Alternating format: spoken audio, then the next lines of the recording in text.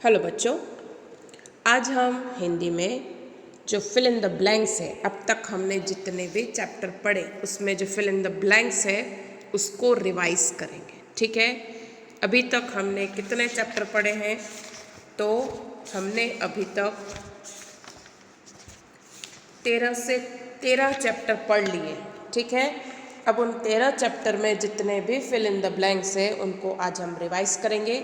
एक बार मैंने आपको शब्दार्थ रिवाइज करवाए थे और दूसरी बार में मैंने आपको क्वेश्चन आंसर रिवाइज करवाए थे।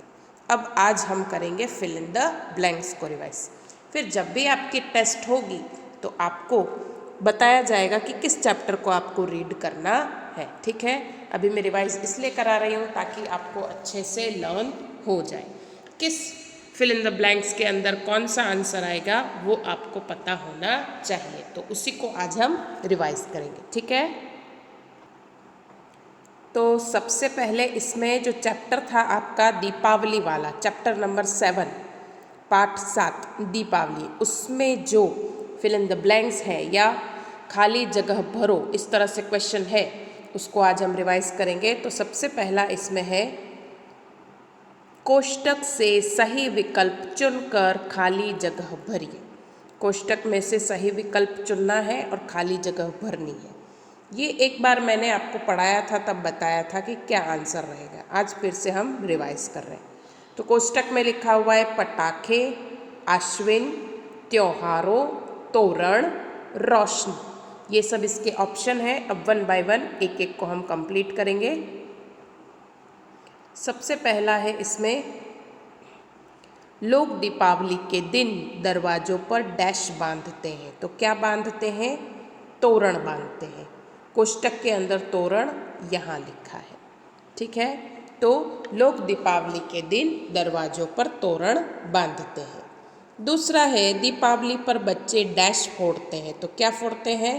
पटाखे फोड़ते हैं। तो यहाँ पर लिखा है पटाखे। तीसरा है, सब जगह डैश ही डैश है। तो क्या आएगा? रोशनी ही रोशनी। तो यहाँ पर रोशनी लिखा है, सब जगह रोशनी ही रोशनी है। अगला है, दीपावली त्योहारों की रानी है। किसकी रानी है? त्योहारों की रानी है।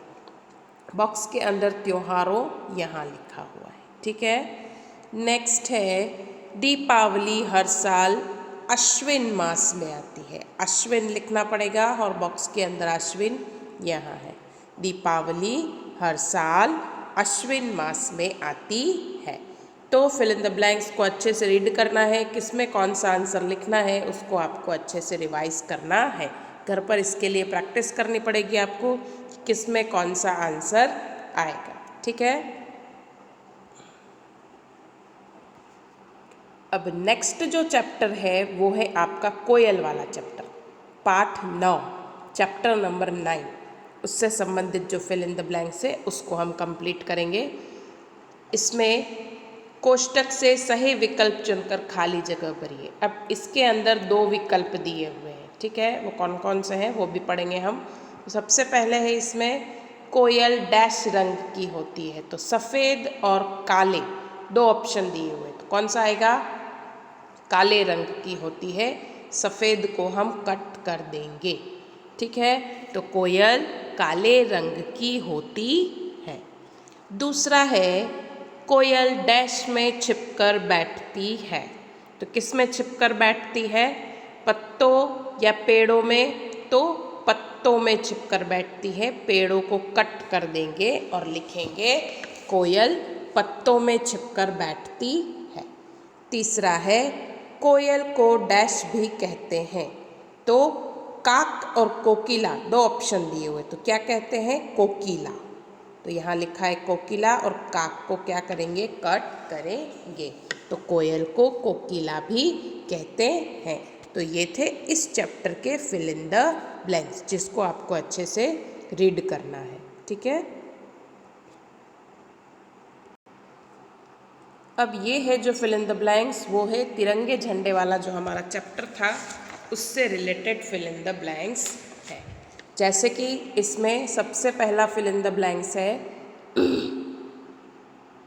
हमारे राष्ट्र ध्वज में डैश रंग है। तो कितने ऑप्शन दिए हुए हैं? 2।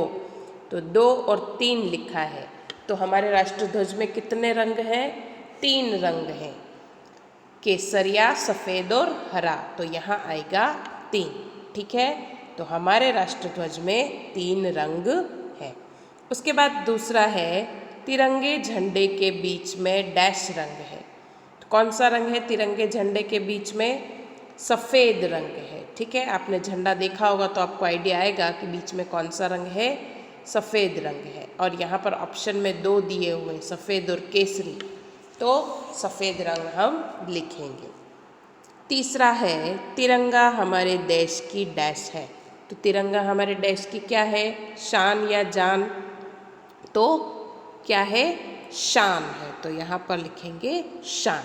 तो तिरंगा झंडा हमारे देश की शान है। चौथा है सफ़ेद रंग के बीच में डैश है। तो सफ़ेद रंग के बीच में क्या है? सुदर्शन चक्र या अशोक चक्र? तो क्या है? अशोक चक्र है। तो यहाँ पर लिखना है अशोक चक्र। पांचवा तिरंगा डैश देश का झंडा है। कौन से देश का झंडा है? भारत या चीन का? तो बट ऑब्वियस तिरंगा भारत देश का झंडा है। ठीक है, कहाँ पर है? राष्ट्र ध्वज के बारे में अगर आपने देखा होगा तो सारे आंसर आप आराम से लिख सकते हो अगर ऑप्शन भी नहीं हो तो। लेकिन अगर आपने राष्ट्रीय ध्वज देखा ही नहीं होगा कि कौन सा रंग है, बीच में कौन सा है, कौन सा चक्र है, तो आप आंसर नहीं दे पाओगे। तो ये चीज़ याद रखनी है। तो इन फिल इन द ब्लैंक्स के अंदर झंडे के बारे में फिल इन द ब्लैंक्स दिए हुए हैं। ठीक है, अब आज आपके होमवर्क के अंदर आपको क्या करना है वो मैं आपको बताती हूँ। ये जितने भी फिल इन द ब्लैंक्स हैं, ये वाले फिल इन द ब्लैंक्स, ये वाले फिल इन द ब्लैंक्स और ये वाले फिल इन द ब्लैंक्स, इन तीनों चैप्टर के फिल इन द ब्लैंक्स को अच्छे से रीड करना है। रीड करने के बाद उसको आपकी नोटबुक के अंदर लिखना है। अगर एग्ज़ाम में आ गया फिल इन द ब्लैंक्स और आपने अच्छे से रीड किए हुए होंगे तो आप आसानी से आंसर दे सकते हैं। तो ये तीनों चैप्टर के फिल इन द ब्लैंक्स आपको आपकी नोटबुक के अंदर लिखने हैं। हिंदी में आज का यही होमवर्क है, फिल इन द ब्लैंक्स को लिखना है, उसके बाद उसको रीड करना है और बाद में उसको लर्न भी करना है। ठीक है, आई होप आप लोगों को मेरी बात समझ में आई होगी। अगर कुछ समझ में नहीं आता है तो मुझसे पूछ सकते हैं। थोड़े दिनों में ही मैं 1 या 2 दिन में जब भी मौका मिलेगा तो मैं एक टेस्ट लूँगी जिसमें ये सब चीज़ें आएगी। ठीक है, सारे चैप्टर का एक साथ नहीं लूँगी, एक आध चैप्टर का लूँगी। तो ये जितने भी अभी मैं रिवीजन करवा रही हूँ, शब्दार्थ के, क्वेश्चन आंसर के और फिल इन द ब्लैंक्स के, वो आप अच्छे से रेडी करके रखना। जब भी टेस्ट का होगा तो मैं आपको बोलूँगी और उसके बाद आपको उस हिसाब से उस चैप्टर को अच्छे से रीड करके आंसर देना है। ठीक है, धन्यवाद।